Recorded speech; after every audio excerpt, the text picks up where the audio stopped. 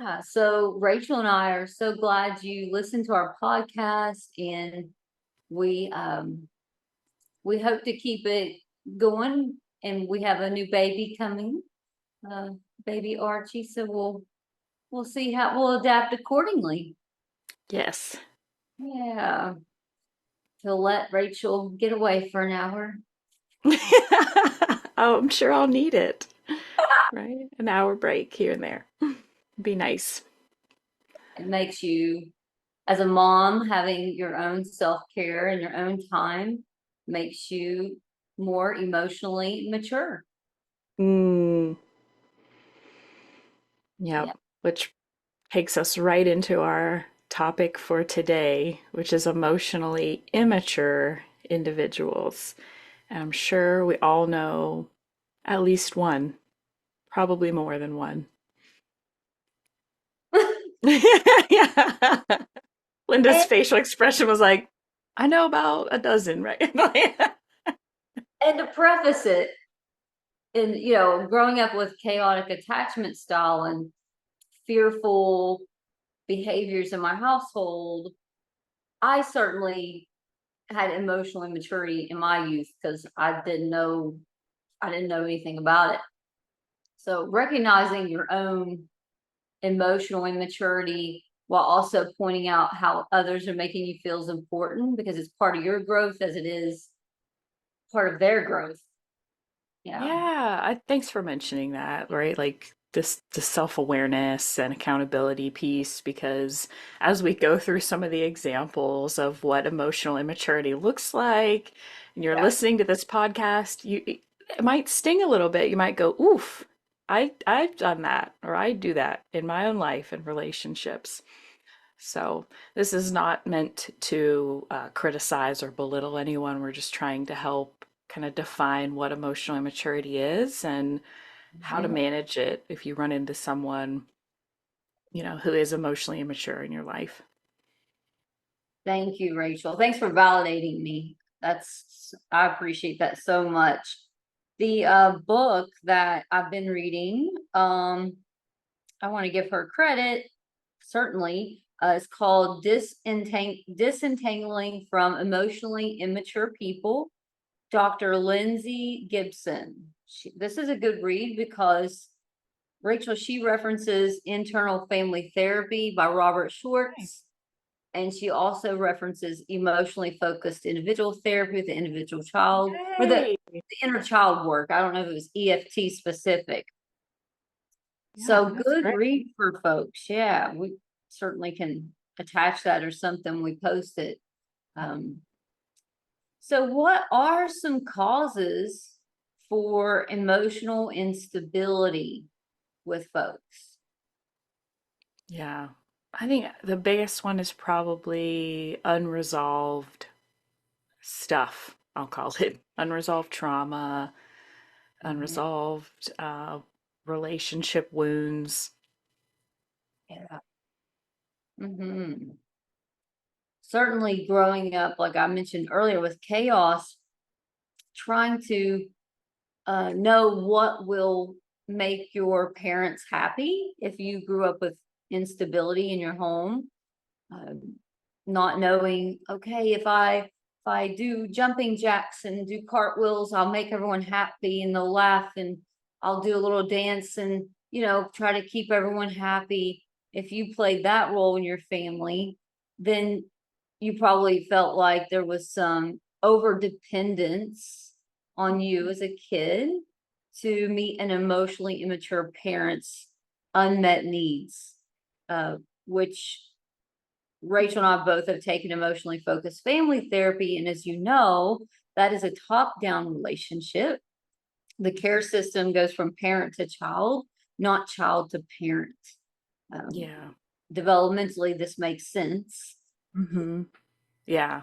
And so what you're saying by that is in an adult relationship, it's more equal, more even. We're on the same tier of the hierarchy, so to speak, right? We're on the same level in adult. When it's parent child, parent should be on a higher tier, right? Yes. Meaning that they do not need the child to meet the parent's emotional needs. Nope. Parents should be meeting their own emotional needs or seeking those desires from another adult on their same tier, whereas the child does need that parent adult to meet their emotional needs. Yeah, exactly. Well stated. Well, I like the body language, I like the hand movement. Rachel and I like I'm the a hand. very visual person. I was like dancing, What we knocking did. stuff over on my desk during Zoom meetings. I'm like, oh, Doing a little let me stuff. rein my hands in, rein them in here. Yeah. We're just hens. Uh-huh.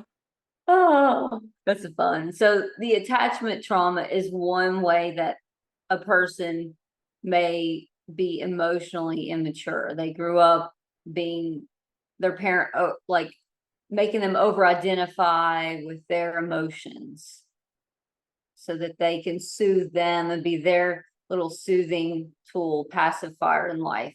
So Mhm. that can cause emotional instability. Some other things I'm thinking of, other ways in which you could be stumped emotionally. I'm not coming up with anything right at the moment. Maybe I'm stuck there. Well, I I think it might be important for us to just add that developmentally, a person typically doesn't reach a level of emotional maturity until their late 20s, early 30s. So, as we're talking about this, if you're like, oh my goodness, my 12-year-old's so emotionally immature, what am I going to do? It's like, that's maybe developmentally appropriate. I'm not saying the behavior is always okay or appropriate, but just the level or lack of emotional maturity, if you're less than 25, is normal. Would you Hmm. agree? I totally agree with that, Rachel. And the neuroscience, the neurowisdom suggests that empathy, that part of the brain where I can feel what you're feeling, Rachel. I'm empathizing with what you're feeling, isn't developed till the 30s and up. Yeah, which I think shocks a lot of people, right? Like, Like, really? yeah, yeah, Why do we early have 30s. 20s then? We're not emotionally mature ourselves. Yeah. Oh, that would be me. Okay. Yes. Yes. Poor little Grant. He's got a hard time. His mom's trying to grow up with him. Yeah. So that's that developmental part. Rachel's spot on. I expect my 2-year-old to throw a tantrum when I don't get them food. 100% would be abnormal if they didn't. Yeah. Yeah. I And ex- it's, yeah, go go ahead. ahead. You go ahead. Sure.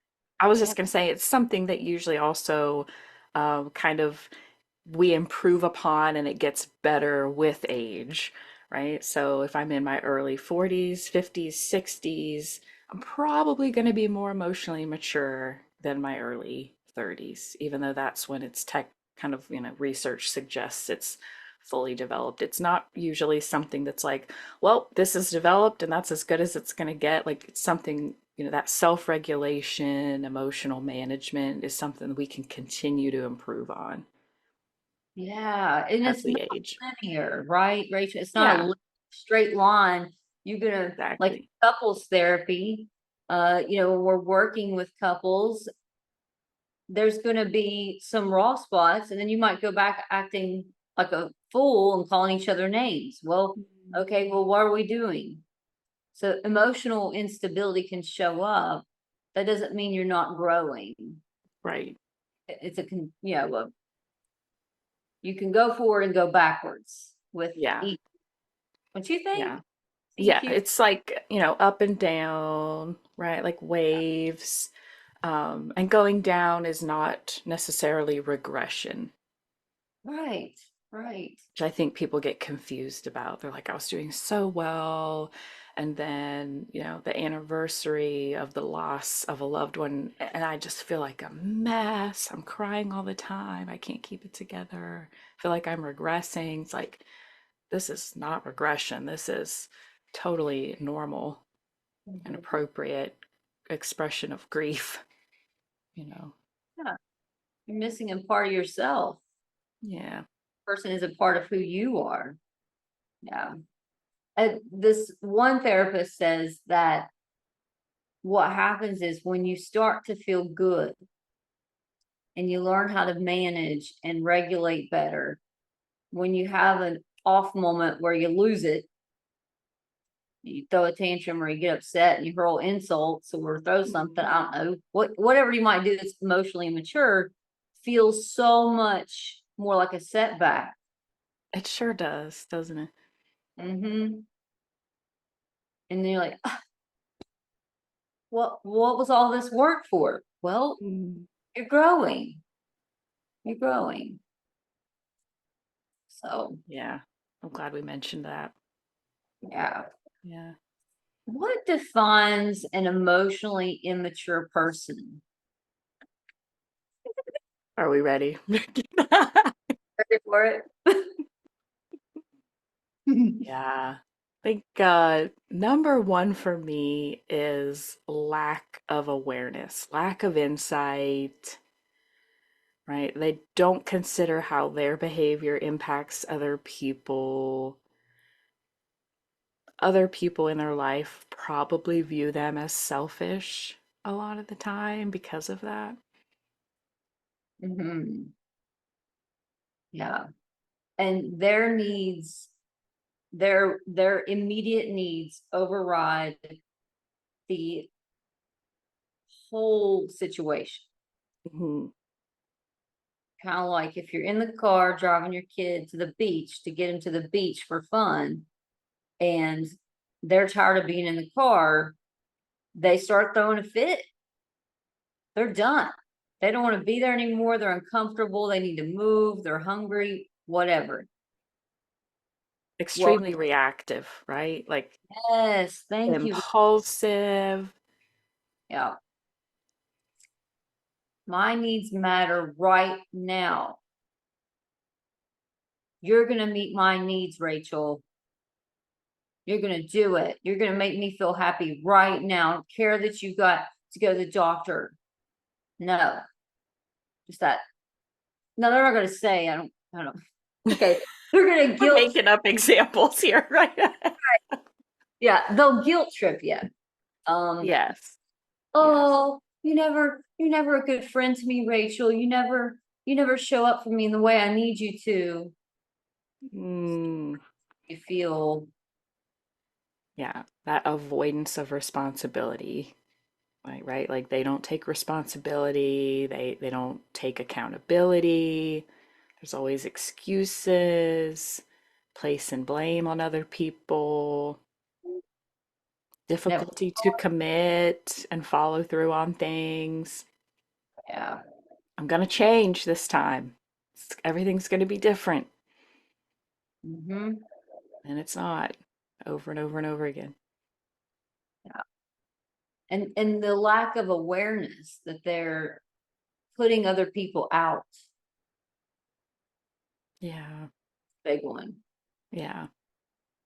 Like, Yeah. Their behaviors often lead to negative consequences, mhm, and they just don't seem to accept that. yeah. There's a disconnection between how people respond to them, like you said, versus how they think people ought to respond. That's a great way of putting it. Yeah. I don't know where that came from. All this Don't you reading. love those moments? Yeah. Good sound Yeah. bite. Yeah. Yeah. It's like they have this emotion that they Mhm. don't know how to regulate on their own, right? Or a Correct. need is not met. And so they're expecting everybody else to regulate them because they can't regulate themselves. Hmm. But oftentimes, the reaction or the response they're getting from other people is not what they thought it was going to be. People get upset and they're like, what's going on here? Why Yeah, can't you drop everything and leave work and come home because I'm having a panic attack? What's wrong with you? yeah, exactly. And when you're in that type of dynamic, it's it creates a sense of that the other person is now your baby or your child. Like you're putting them back in the womb. Rachel's got a little baby in the womb. And it's like you're putting them back there and you're trying to hold and nurture something that got missed when they were in their mom's womb in their young years. Like you cannot replace that for someone else. Yeah, because what we're talking about here with emotionally immature people is someone that's in an adult relationship, right? A Yes. sibling or Hmm. a friend or a partner, Right. right? Or if it's your parent, you know, right? We're Yeah. not talking about your child, anyone's child or niece or nephew or Mm-mm. relationship. Thank you for clarifying. Yeah. Yeah, So that individual, whether that's a parent or a coworker or something, yeah, their tantrum or protest interferes with the task at hand because they're wanting you to coddle them back to homeostasis, which Rachel and I, when we do emotionally focused individual therapy, we help you reparent those parts that got missed. So you become emotionally regulated. That's why I love the therapy. So good. yeah, Yeah. yeah.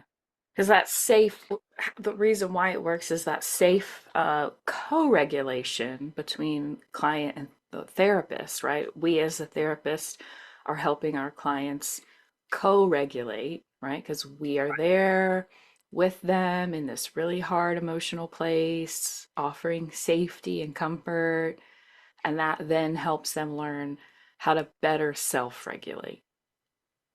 Yes, exactly. And then they're like, when these unmet needs don't get met, like, oh, I need to go for a walk or, I need to breathe like Rachel and I practiced. Maybe I need to put my feet in the grass. Yeah, they're learning all these coping skills, right? Hmm. New healthy coping skills, right? That are better than the ones that they kind of learned on their own without any help. Because what Yeah. happens is when we don't have a lot of healthy co-regulation growing up, we learn that in order for anyone to see our and validate our emotion, maybe we've got to like turn that emotional volume up. Maybe I've got to get loud and scream so that I'm heard because I never feel heard, right? Hmm. Or maybe I can't trust for anyone to see that emotion at all. And I learn that it's pointless. And so I turn that emotional volume way down. I shut down, I freeze up, right? I go into my turtle shell, I hide. Yeah. Hmm. Well stated. I love how she says emotional volume too far down or too far up. I love that.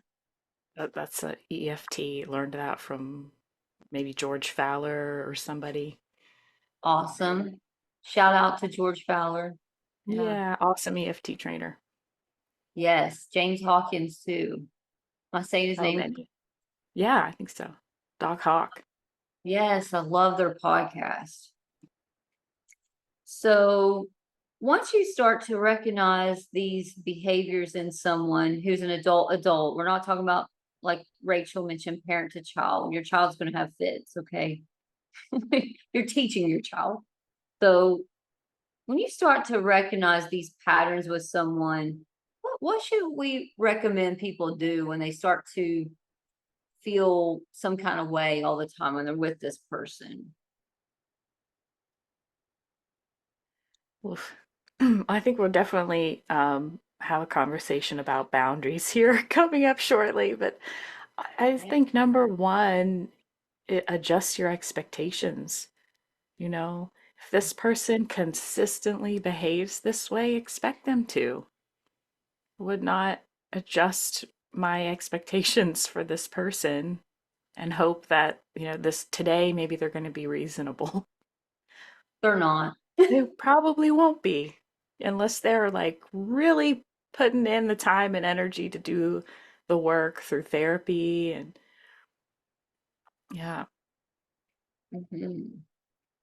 Yeah, that's so true. So if when you're around someone and you're feeling overly anxious or the need to respond, the need to act, the need to kind of coddle or stand on your head to try to make them okay, that's when you know, oh, it's time for me to create space there. Like what Rachel's talking about, that boundary. Um, the author's talking about we get into an emotionally mature person gets into what she calls cognitive um distortions, and they get Mm, into distortions and they can't they it seems greater than it actually is to them, right? So you mhm, not calling that morning, calling me up, Rachel, this morning, just check in with me and say, hello, Linda, how you doing? Like if I like get real mad because you didn't call me, Rachel didn't call me, I'm just using a scenario. She don't need to call me. We talk to each other all the time. So me aiming that, oh, I'm so mad at you. I'm never gonna talk to you again. How could you not?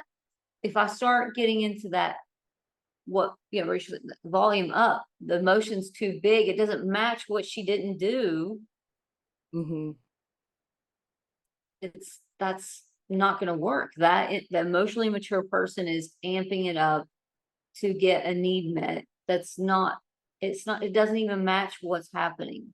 Yeah, it's about something else or 20 other things that have gone wrong in that person's life leading up to that moment. And this is just happens to be the moment that it all comes pouring out.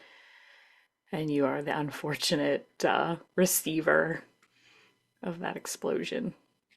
Yeah. Yeah, that's important to understand and process what's happening. If you feel like you're around someone's emotionally immature, Yeah. or yourself may have an emotionally immature moment because maybe your hormones are out of whack, or maybe you didn't sleep all week, maybe you didn't get anything to eat that day. You know, a lot of things can cause disruption in your mental health. Hmm. Yeah, there's an acronym HALT, HALT, hungry, angry, lonely, tired. We Hungry, are never our best in those moments. yeah, is that from 12 steps? From Sure what it's from. I would it might be, but I wish I knew or I could think remember. I think it's AA. Nice. Yeah, I remember learning it like back in grad school, so it was a while back. Yeah. Can you say that again, Rachel? Yeah, HALT, hungry, angry, lonely, tired. Mm. So we want to encourage people to be well fed. Take care of yourself, in other words, right? If you're not engaging in self-care, you're not sleeping, you're not eating regularly, right? There's a lack of support, Hmm. not going to be engaging with the world at your best. Yeah, No, to expect otherwise is irrational. completely. Yeah. Yeah. So an emotionally immature people will not make sense. Yeah. So you know, if every time you talk with them, there's another disaster, or that week the lights didn't all turn green when they arrived at the light, we know that's not what it's about. However, when you engage with them, everything is catastrophic. Everything. I'm not talking about real trauma, being in an accident, loss, grief. We're not talking about that. We're talking about like your shoes didn't fit that day. I don't know, something ridiculous. And then they're spiraling. Yeah. Yeah. Yeah. They don't respond well to boundaries. It, right? So like this is setting boundaries with an emotionally immature person is going to be very difficult. Mm-hmm. Okay, because they do something that you don't like and you Mm-hmm. clearly address that with them, like, hey, really made me uncomfortable when you did this.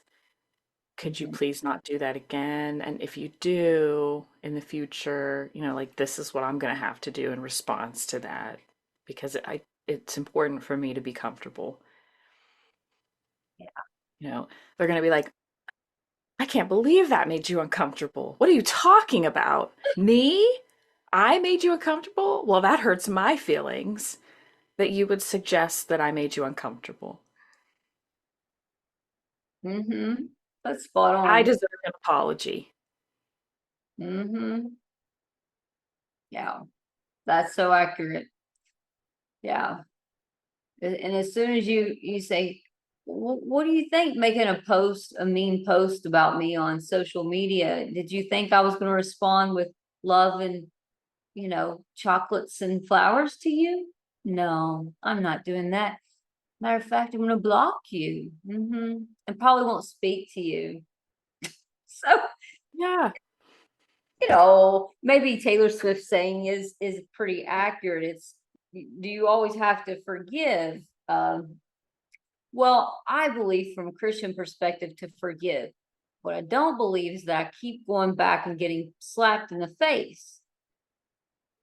And I don't think that's what God means by turning the other cheek. And so I kind of go with what people are saying today. Like, you've heard Taylor Swift's soundbite on TikTok or social media. She's like, you don't have to forgive. You just move on.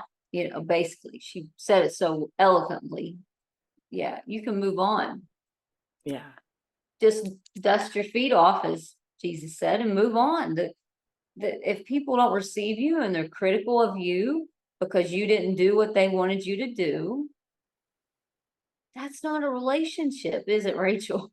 No, no, that's not fair. Yeah. Yeah. Yeah. I I say, mean, there are things like abuse that are hard to forgive. That is sometimes impossible for people to forgive, and mm-hmm, that's okay.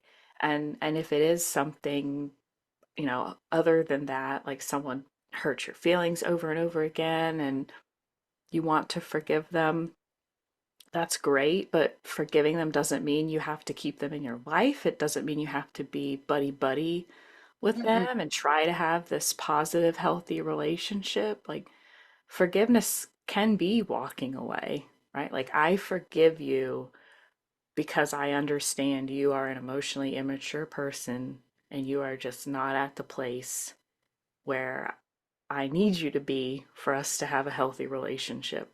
Like, I forgive you for that. And to protect myself, I'm going to go down this other path that does not involve you.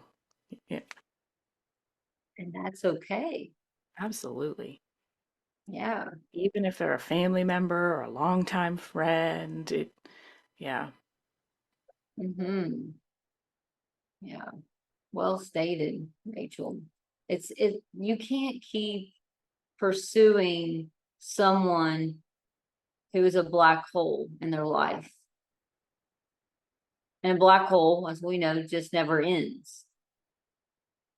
yeah, You can give someone a mansion in California on top of a cliff overlooking the seas with a chef, a maid service. If they're still inside, not regulated, not comfortable within themselves, none of the external things are going to fix it. They're going to be right back where they were. So you have to go inward to heal. That's very hard. It's very hard. Not hmm It's very hard. it Yeah. is. Yeah, yeah. So It's a very unfair dynamic. I have lost count of the number of times people have been in session and they express this frustration, right? Of like, why am I the one in therapy when they're the reason I'm here and they are the one that needs therapy. They won't go, so here I am, you know. Yeah. They should be paying my therapy bill. Like, Right. yeah, get that. Hmm. Yeah, it's true. And you can feel their emotional dysregulation when you're around them. Keep pulling up our notes here. So the emotional dysregulation, you start to over identify. And that's when, Rachel, they call it enmeshment. And Brene Brown says when you go down in the hole and you be sad with the person about their situation, you can pat them, be there with them, but you come back out of off the ladder and they're still there. They've got to work through it themselves. You cannot stay in the hole with people forever. Right. Yeah. That difference between empathy and enmeshment, beautifully described there, Linda. Thank you. Love that. Yeah, I love how Brene Brown articulates that. Mhm. So if you notice for yourself, and I was in my early 20s, you had an unfinished self concept. She talks about that in the book. The way to complete your self concept is first get a therapist. I know I'm a therapist and I have, I do have self gain to encourage therapy. I'm talking go see any therapist, not just Rachel, not like go see someone and figure out why you're so dysregulated emotionally. Dig deep. Look at old photos. See if your parents have those clips of you in videos. See what's going on. Mm. Notice things. Oh, that little girl, she needed someone to tell her that she's going to be okay and nothing bad's going to happen today. And call those markers in therapy. When did you get stuck? What needs were not getting met? Who wasn't there for you when you needed them to be? Mm. Yeah. For people listening, can you define self-concept, what you mean by that? Yeah, that's who you are when you're born. Like that's your God-given self, your likes, your dislikes, your traits, your brown beautiful hair and your beautiful eyebrows, just all the loveliness. And how you see that. How do you perceive yourself when you look in the mirror, when you think about you? What do you think of? Do you think people, is that pretty accurate there, Rachel? The self Yeah. concept? Yeah. Like your sense of identity, sense of self, view of self. Am I getting that right? Yeah. Yeah. What makes you feel joy? What makes you feel alive? Can you imagine going through life never knowing what makes you feel real? Mm. Some people do. Hmm. Incredibly confusing and sad, right? Yeah. So kind of what we're getting at here is if you've found yourself in a relationship where you surpass empathy and you become enmeshed, that's where people tend to lose themselves and become kind of like a mirror image of this other person. Well Yeah. stated. Hmm. A mirror image of the same actions, emotions, over identifying with someone else. So you never get well, right? You just stay enmeshed. You never break off and become individuation as that's a part of the developmental process. Individually, who am I apart from my mother? You know. Yeah. Yeah. So if you're Mhm. in, close relationship with this person, like it's your parent or a best friend or partner, and they're very emotionally immature, and so you're doing everything you can to prevent them, right, from like having an angry outburst or abandoning you because maybe they shut down or run away, like take off. Like you're you're kind of like trying to predict and mind read, right? Like, okay, what do they need me to do so that everything, the boat never gets rocked, everything stays stable. Mhm. And there's no way to know if that person is the emotionally immature parent or person that you're with. There's no predictability. There's no security in that, because Right. their outbursts could come from, they have like a flash memory, of not getting a need met. Their mom was not there for them. And then all of a sudden they have an anger outburst at you as a kid. Well, you Mm-hmm. don't know, like you said, mind reading. I can't read my father's mind. I can't see what, I don't know those things. I don't know why you're mad at me because I swept the floor wrong. You can't predict those behaviors, because there's no way to know someone else's trauma. There's no way to know that. You're a kid. Right. Right. Yeah. Nobody ever encouraged or cherished in them, Right. when they were doing the little arts and crafts and things that lit them up, right? And so it's hard for them. This is just an example to encourage and support you doing your, craft or hobby that you love. And so they make fun of you, they scoff at it, right? So what do? You stop doing that because you're Mm, not getting validated for it, right? And so that's what I mean, like little examples of like you start to lose bits and pieces of yourself. yeah. Hmm. Yeah, the self-concept. Yes, back to the self concept, which is what we were talking about. Yeah. Oh, we're on fire today, Rachel. Doing good. So the self-concept gets lost because the emotionally immature parental figure or whoever can't be there for you and light you up like a lightning bug. You can't flicker, Yeah. because someone's always there dimming it because they didn't get that need met for them. So why would they meet your need? Yes, that's a cognitive distortion. So, but that's where they're stuck. And Yeah. But it's always circling back to them, that emotionally immature person, right? You try to bring something up. Oh, sorry, I'm such a terrible friend. Oh, sorry, I'm such a worthless partner. I guess I'm just the worst mom ever. Like, and it's just like it's exhausting being on the other end of that. Like that it's not where you intended for the conversation to go. It's not helpful, and you're just like, can't talk to this person about anything. so you detach. Yeah. Yeah. To get your self concept, listeners, people listening to this podcast, if you're grown, remove yourself from people that are emotionally immature. Remove yourself, block, cut off.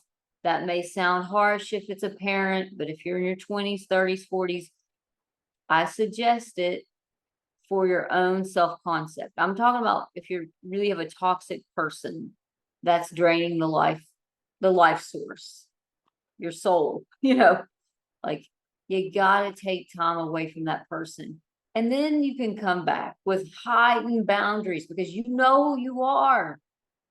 You know who you are. And, Yeah. some people have a hard time doing that. And I get it. It's the hardest thing you'll ever do. It is. And you can still maintain contact very limited if you can't cut off all contact to Yeah. gain self-concept. What do you think of Yeah. that, Rachel? It's just absolutely true. Yeah, I agree. You've got to change the way that you engage with and communicate with this person. You've got to limit your engagement by choosing your battles, taking some time apart, and you've got to be very clear when you communicate, right? And focus on what we call I statements Hmm. to try to kind of reduce your risk of conflict. It doesn't work every time, but if you focus on I and try not to say you, right? Because Right. that's more likely, it won't always happen. Please hear me when I say it won't always happen, but it's more likely to get you the possibility of some empathy when you focus on Mhm. I feel, I need, I think, I'm afraid. So when we use you make me feel, that Yeah, you're gonna trigger defensiveness. They're gonna go into defense mode. And when they're in defense mode, you're getting zero empathy. exactly. Never use the word you. That makes the person feel accused and then they shut down or attack. Yeah, Yeah. just And some some tips. good tips, Rachel. You're a great therapist. You're a great therapist. Thanks. And if they dismiss your I statements, I'm feeling anxious right now. Oh, you're not anxious. You're making that up. Well, then you're definitely not going to get anywhere by staying in the same room with this person. So stop trying to bond with someone that's a black hole emotionally. Stop trying to bond with them. That's a hard thing, isn't it, Rachel? Yeah. Yeah. It's hard to adjust your expectation of, how that bond is going to look because it's not going to look how you want it to. Yeah. Tear out that chapter in the book that you're just tear it out of what you wanted it to be. It's not there. Yeah. Yeah. And there's some grief that naturally comes along with that. Mm-hmm. There's a lot of grief that comes with accepting my relationship with this person that's so important to me. Mm-hmm. I long for us to have a healthy, close relationship. Probably isn't possible. There is grief in that. So grieve it. Yeah. Another tip for that would be you know, write it out and say, I'm deeply sorry this relationship is coming to an end. And it is. Yeah. It's tough. Very Yeah. tough. Yeah. Well, yeah, I think we did cover the stuff. Sorry, my legs are hurting from training, but You're awesome. What an inspiration. you inspire me. I just told Caitlin the other day, I was like, Rachel's taught me how to have boundaries with work. I really appreciate that. Oh, Yeah.